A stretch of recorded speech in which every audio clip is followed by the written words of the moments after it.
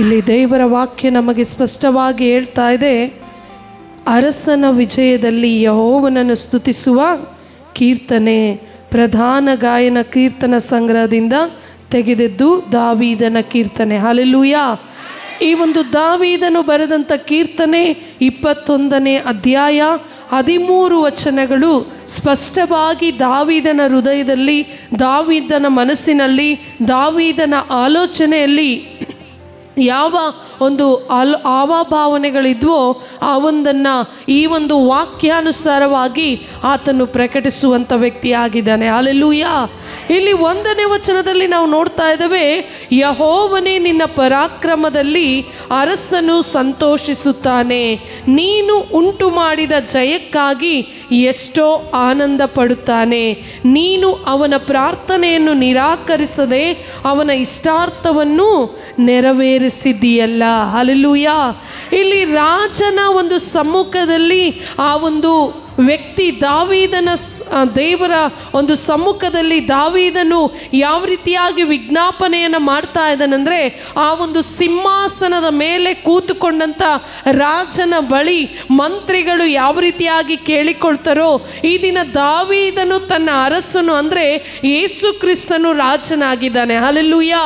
ಈ ಭೂಲೋಕಕ್ಕೆ ಎಲ್ಲ ದೇವರುಗಳಿಗಿಂತಲೂ, ಎಲ್ಲ ಶಕ್ತಿಗಳಿಗಿಂತಲೂ, ಎಲ್ಲ ವ್ಯಕ್ತಿಗಳಿಗಿಂತಲೂ ಭಯಂಕರವಾದಂಥ ಶಕ್ತಿ ಯಾವುದಾದ್ರೂ ಇದೆ ಅಂದರೆ ಅದು ನಮ್ಮ ಅರಸನಾದಂಥ ಶಕ್ತಿ ಮಾತ್ರನೇ. ಹಲ್ಲೆಲೂಯಾ. ನಮ್ಮ ಅರಸನು ಯೇಸು ಕ್ರಿಸ್ತನಾಗಿದ್ದಾನೆ, ನಾವು ಆತನ ಪ್ರಜೆಗಳಾಗಿದ್ದೇವೆ. ಹಲ್ಲೆಲೂಯಾ. ಅಲ್ಲಿ ದಾವೀದನು ದೇವರ ಸಮ್ಮುಖದಲ್ಲಿ, ಯೆಹೋವನೇ ನಿನ್ನ ಪರಾಕ್ರಮದಲ್ಲಿ ಅರಸನು ಸಂತೋಷಿಸುತ್ತಾನೆ. ಹಲ್ಲೆಲೂಯಾ. ಹಲ್ಲೆಲೂಯಾ.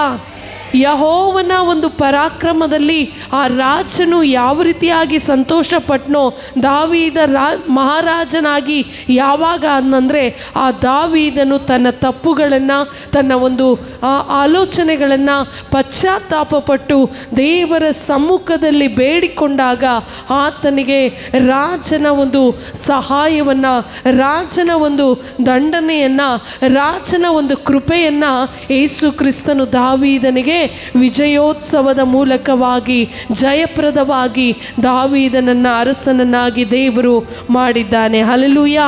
ಅಲ್ಲಿ ನೀನು ಉಂಟು ಮಾಡಿದ ಜಯಕ್ಕಾಗಿ ಎಷ್ಟೋ ಆನಂದ ಪಡುತ್ತೇನೆ, ನೀನು ಅವನ ಪ್ರಾರ್ಥನೆಯನ್ನು ನಿರಾಕರಿಸದೆ ಅವನ ಇಷ್ಟಾರ್ಥವನ್ನು ನೆರವೇರಿಸಿದಿ. ಈ ದಿನ ಪ್ರಿಯ ದೇವಜನರೇ, ದಾವೀದನ ಒಂದು ಇಷ್ಟಾರ್ಥವನ್ನು ದೇವರು ನೆರವೇರಿಸಿದ ಪ್ರಕಾರ ನಿನ್ನ ಇಷ್ಟಾರ್ಥ ದೇವರು ನೆರವೇರಿಸಬೇಕಂದ್ರೆ ಆ ರಾಜನ ಸಮ್ಮುಖದಲ್ಲಿ ದಾವೀದನು ಯಾವ ರೀತಿಯಾಗಿ ಹೋರಾಟ ಮಾಡಿ ಪ್ರಾರ್ಥಿಸಿದನೋ, ಯಾವ ರೀತಿಯಾಗಿ ಪಶ್ಚಾತ್ತಾಪ ಬೇಡಿಕೊಂಡೋ, ಈ ದಿನ ನಾನು ನೀನು ಕೂಡ ಯೇಸು ಕ್ರಿಸ್ತನ ಸಮ್ಮುಖದಲ್ಲಿ ನಾವು ಹೋರಾಡಿ ಪ್ರಾರ್ಥಿಸುವುದಾದರೆ, ಪಶ್ಚಾತ್ತಾಪಪಟ್ಟು ಪ್ರಾರ್ಥಿಸುವುದಾದರೆ, ನಮ್ಮ ಹೃದಯಪೂರ್ವಕವಾಗಿ ಪ್ರಾರ್ಥಿಸುವುದಾದರೆ, ಆ ದಾವೀದನ ಪ್ರಾರ್ಥನೆಯನ್ನು ಕೇಳಿಸಿಕೊಂಡು ದಾವೀದನ ಇಷ್ಟಾರ್ಥವನ್ನು ನೆರವೇರಿಸಿದ ದೇವರು ನಿನ್ನ ಇಷ್ಟಾರ್ಥಗಳನ್ನು ದೇವರು ಖಂಡಿತವಾಗಿ ನೆರವೇರಿಸಲಿಕ್ಕೆ ಶಕ್ತನಾಗಿದ್ದಾನೆ. ಹಲ್ಲೆಲೂಯಾ. ಹಲ್ಲೆಲೂಯಾ. ಇಲ್ಲಿ ಕೆಳಗಿನ ವಚನದಲ್ಲಿ ನಾವು ನೋಡ್ತಾ ಇದ್ದೇವೆ, ನಾನಾ ಶುಭಗಳೊಡನೆ ನೀನೇ ಅವನನ್ನು ಎದುರುಗೊಂಡಿದ್ದೀಯಲ್ಲ, ಅವನ ತಲೆಯ ಮೇಲೆ ಸುವರ್ಣ ಕಿರೀಟವನ್ನು ಇಟ್ಟಿದ್ದಿ, ಅವನು ದೀರ್ಘಾಯುಷ್ಯವನ್ನು ಬೇಡಿಕೊಳ್ಳಲು ನೀನು ಯುಗ ಯುಗಾಂತರಗಳ ಆಯುಷ್ಯವನ್ನು ಅನುಗ್ರಹಿಸಿದ್ದಿ. ಹಲ್ಲೆಲೂಯಾ. ದೇವರ ಸನ್ನಿಧಿಯಲ್ಲಿ ದಾವೀದನು ದೀರ್ಘಾಯುಷ್ಯವನ್ನು ಕೇಳಿಕೊಂಡ್ರೆ ಯುಗ ಯುಗಾಂತರಗಳವರೆಗೂ ದೇವರ ಆಯುಷ್ಕಾಲವನ್ನು ಕೊಟ್ಟ ಹಾಗೆ ಈ ದಿನ ನಮ್ಮೆಲ್ಲರ ಆರೋಗ್ಯದ ವಿಷಯದಲ್ಲಿ, ನಮ್ಮ ಬಲಹೀನತೆಯ ವಿಷಯದಲ್ಲಿ ದೇವರ ಚಿತ್ತಾನುಸಾರವಾಗಿ ದಾವೀದನು ಕೇಳಿಕೊಂಡ ಹಾಗೆ ದೀರ್ಘಾಯುಷ್ಯವನ್ನು ಕೊಡು, ಯುಗ ಯುಗಾಂತರಗಳಲ್ಲಿ ನಿನ್ನ ನಾಮವನ್ನೇ ಮಹಿಮೆ ಪಡಿಸುವಂತೆ ನಿನ್ನ ಆರೋಗ್ಯವನ್ನು, ಸೌಭಾಗ್ಯವನ್ನು ಕೊಟ್ಟು ನಡೆಸುವುದಾದರೆ ನಾನು ನಿನಗೆ ವಿಮುಖನಾಗಿ ನಡೆಯುವುದಿಲ್ಲ ಅಂತೇಳಿ ಯಾವ ರೀತಿಯಾಗಿ ದಾವೀದನು ಬೇಡಿಕೊಂಡೋ ಈ ದಿನ ನಾನು ನೀನು ಬೇಡಿಕೊಳ್ಳುವಂಥದ್ದಾಗಿದೆ. ಹಲ್ಲೆಲೂಯಾ. ಹಾಲೆಲೂಯ. ನಮ್ಮ ಇಷ್ಟಾರ್ಥಗಳು ನೆರವೇರಬೇಕಂದ್ರೆ ದಾವೀದನ ಹಾಗೆ ಪ್ರಾರ್ಥಿಸಬೇಕು. ನಮ್ಮ ಆಲೋಚನೆಗಳು ದೇವರು ಕೇಳಿಸಿಕೊಳ್ಳಬೇಕಂದ್ರೆ ದಾವೀದನ ಹಾಗೆ ನಮ್ಮ ಹೃದಯಪೂರ್ವಕವಾಗಿ ವಿಜ್ಞಾಪನೆಗಳನ್ನು ಮಾಡುವಂಥವರು ನಾವು ಆಗಿರಬೇಕು. ಹಾಲೆಲೂಯ. ಅಲ್ಲಿ 7ನೇ ವಚನದಲ್ಲಿ ನಾವು ನೋಡ್ತಾ ಇದ್ದೇವೆ, ಅರಸನು ಯೆಹೋವನಲ್ಲಿಯೇ ಭರವಸವಿಟ್ಟಿದ್ದಾನೆ, ಪರಾತ್ಪರನ ಕೃಪೆಯ ದೆಸೆಯಿಂದ ಅವನು ಕದಲುವುದೇ ಇಲ್ಲ. ಶತ್ರುಗಳೆಲ್ಲರೂ ನಿನಗೆ ಸಿಕ್ಕುವರು, ಭುಜಬಲದಿಂದ ನಿನ್ನ ಹಗೆಗಳನ್ನು ಹಿಡಿಯುವಿ. ನೀನು ಪ್ರತ್ಯಕ್ಷನಾಗುವಾಗ ಉರಿಯುವ ಕುಲುಮೆಯಂತಿದ್ದು ಅವರನ್ನು ಬೂದಿ ಮಾಡುವಿ. ಯೆಹೋವನು ಮಹಾಕೋಪದಿಂದ ಅವರನ್ನು ನಾಶ ಮಾಡುವನು, ಆತನ ಕೋಪಾಗ್ನಿ ಅವರನ್ನು ದಹಿಸಿ ಬಿಡುವುದು. ಹಲ್ಲೆಲೂಯ. ದಾವೀದನು ದೇವರ ಸನ್ನಿಧಿಯಲ್ಲಿ ಶತ್ರುಗಳ ಬಗ್ಗೆ ಪ್ರಾರ್ಥಿಸಿದಾಗ, ಮಿತ್ರರ ಬಗ್ಗೆ ಪ್ರಾರ್ಥಿಸಿದಾಗ ಪ್ರತಿಯೊಂದೊಂದು ವಿಷಯದಲ್ಲಿ ದೇವರು ಉತ್ತರ ಕೊಟ್ಟಿದ್ದಾನೆ. ಯಾವಾಗ ಅಂದರೆ ಆತನು ಪ್ರತ್ಯಕ್ಷನಾಗುವಂಥ ಸಂದರ್ಭದವರೆಗೂ ಆತನು ವಿಮುಖನಾಗಿ ನಡೆಯದೆ ದೇವರಿಗೆ ಪರೋಕ್ಷವಾಗಿ ದೇವರ ಸಹಾಯವನ್ನು ಕೇಳಿಕೊಂಡು ಆತನ ಶತ್ರುಗಳು ಏನಾದ್ರಂತೆ ಭುಜಬಲದಿಂದ ನಿನ್ನ ಹಗೆಗಳನ್ನು ಹಿಡಿಯುವರು. ಆತನ ಒಂದು ಸನ್ನಿಧಿಯಲ್ಲಿ ನಾವು ಪ್ರಾರ್ಥಿಸುವುದಾದರೆ ನಮ್ಮ ಶತ್ರುಗಳ ಮೇಲೆ ಹೋರಾಟ ಮಾಡಲಿಕ್ಕೆ ಬೇಕಾದಂಥ ಶಕ್ತಿ ಸಾಮರ್ಥ್ಯ ಪ್ರಾರ್ಥನೆಯಿಂದ ನಾವು ಪ್ರಾರ್ಥನಾ ಪೂರ್ವಕವಾಗಿ ಕೇಳಿಕೊಳ್ಳುವುದಾದರೆ ನಮಗೆ ವಿರೋಧವಾಗಿ ಬರುವಂಥ ಶತ್ರುಗಳು ಆತನ ಪ್ರಾರ್ಥನೆಯಿಂದಲೇ, ದಾವೀದನ ಪ್ರಾರ್ಥನೆಯಿಂದಲೇ ಯಾವ ರೀತಿಯಾಗಿ ಹಿಂದಕ್ಕೆ ಹೋದರು ಅದೇ ರೀತಿಯಾಗಿ ಈ ದಿನ ನಮಗಿರುವಂಥ ಶತ್ರು ಸೈತಾನನಾಗಿರ್ಬೋದು, ಮನುಷ್ಯರಾಗಿರ್ಬೋದು, ಅನೇಕ ಜೀವಿತದಲ್ಲಿ ಕೆಲವೊಂದು ವಿಚಾರಗಳಲ್ಲಿ ಶತ್ರುತ್ವವನ್ನು ನಾವು ಬೆಳೆಸ್ತಾ ಇರ್ಬೋದು. ಅಂಥ ಶತ್ರುತ್ವ ಯೇಸುವಿನ ಸನ್ನಿಧಿಯಲ್ಲಿ ದಾವೀದನು ಕೇಳಿಕೊಂಡ ಹಾಗೆ ನಾವು ದೇವರ ಭುಜಬಲವನ್ನು ಕೇಳಿಕೊಳ್ಳುವುದಾದರೆ ಆತನು ನಮಗೆ ಸಹಾಯ ಮಾಡಿ ಎಲ್ಲ ಶತ್ರುಗಳನ್ನು ಹಾಗೆ ಮಾಡಲಿಕ್ಕೆ ಶಕ್ತಿಯನ್ನು, ಸಾಮರ್ಥ್ಯವನ್ನು ದೇವರು ಕೊಡಲಿಕ್ಕೆ ಶಕ್ತನಾಗಿದ್ದಾನೆ. ಹಲ್ಲೆಲೂಯ.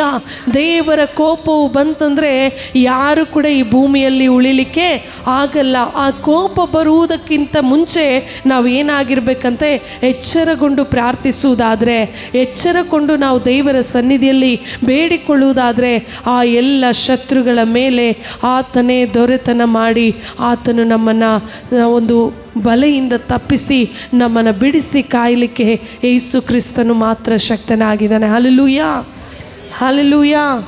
ಅಲ್ಲಿ ಕೊನೆಯ ವಚನದಲ್ಲಿ ನಾವು ನೋಡ್ತಾ ಇದ್ದೇವೆ, ಅವರು ತಂತ್ರೋಪಾಯಗಳನ್ನು ಕಲ್ಪಿಸಿ ನಿನಗೆ ಕೇಡನ್ನು ಮಾಡಬೇಕೆಂದು ಆಲೋಚಿಸಿದರೂ ಅದು ನಡೆಯುವುದಿಲ್ಲ.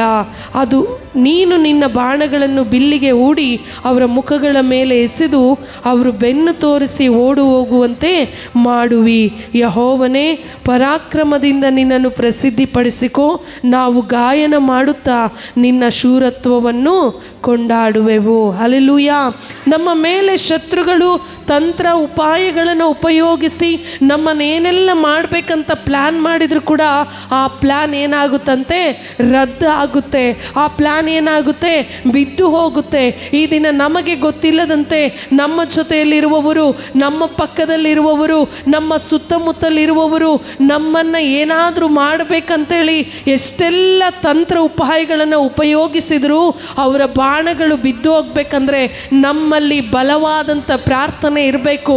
ನಮ್ಮಲ್ಲಿ ಶಕ್ತಿಯುತವಾದಂಥ ಪ್ರಾರ್ಥನಾ ವರಗಳಿಂದ ತುಂಬಿರುವುದಾದರೆ ನಮಗೆ ವಿರೋಧವಾಗಿ ಕಲ್ಪಿಸುವಂಥ ಯಾವ ಆಯುಧವೂ ಜಯಿಸಲಾರದು. ಆ ಜಯಿಸಬಾರದಂದರೆ ನಿನ್ನಲ್ಲಿ ಇರುವ ಆತನು ದೊಡ್ಡವನಂತೇಳಿ ನೀನು ಶಕ್ತಿಪೂರ್ವಕವಾಗಿ ಆ ಒಂದು ಸ್ಥಿತಿಗತಿಗಳನ್ನು ನೆನೆಸಿಕೊಂಡು ನೀನು ಉಪವಾಸದಿಂದ ಪ್ರಾರ್ಥಿಸುವುದಂದರೆ ಎಲ್ಲ ತಂತ್ರೋಪಾಯಗಳನ್ನು ಕಲ್ಪಿಸಿ ನಿನಗೆ ಕೇಡು ಮಾಡಬೇಕೆಂದು ಆಲೋಚಿಸಿದರೂ ಅದು ನಡೆಯುವುದಿಲ್ಲ. ಹಲ್ಲೆಲೂಯ. ನಮಗೆ ಬೆನ್ನು ಮಾಡಿ ಅವರು ಹಿಂದಿರುಗಿ ಓಡಿ ಹೋಗುವಂಥವರಾಗಿದ್ದಾರೆ. ಯಾವಾಗಂದರೆ ನಾವು ದೇವರ ಸನ್ನಿಧಿಯಲ್ಲಿ ದಾವೀದನ ಪ್ರಾರ್ಥನೆ ಮಾಡಿದ ಹಾಗೆ ನಾನು ನೀನು ಪ್ರಾರ್ಥಿಸುವುದಾದರೆ ಎಲ್ಲ ತಂತ್ರಗಳು ಸುಟ್ಟು ತೆಗೆದುಹಾಕುವಂಥ ದೇವರು ನಮ್ಮ ಯೇಸು ಕ್ರಿಸ್ತನಾಗಿದ್ದಾನೆ. ಹಲ್ಲೆಲೂಯ. ದೇವರಿಗೆ ಸ್ತೋತ್ರವಾಗಲಿ. ನಾವೆಲ್ಲರೂ ಕೂಡ ಕಣ್ಣುಗಳನ್ನು ಮುಚ್ಚಿಕೊಂಡು ಸ್ವಲ್ಪ ಸಮಯ ನಾವು ಆರಾಧನೆ ಮಾಡಿಕೊಳ್ಳೋಣ. ಈ ಆರಾಧನೆ ಬಹಳ ಪ್ರಾಮುಖ್ಯವಾದುದು. ಈ ಆರಾಧನೆಯಲ್ಲಿ ದೇವರ ಶಕ್ತಿಯನ್ನು ಹೊಂದಿಕೊಳ್ಳಬೇಕಂದ್ರೆ, ದೇವರ ಮಹಿಮೆಯನ್ನು ನಾವು ಕಾಣಬೇಕಂದ್ರೆ, ಆ ದೇವಾದಿ ದೇವನು, ರಾಜಾದಿ ರಾಜನು, ಸರ್ವಶಕ್ತನಾಗಿರುವಂಥ ಯೇಸುವಿಗೆ ನಾವು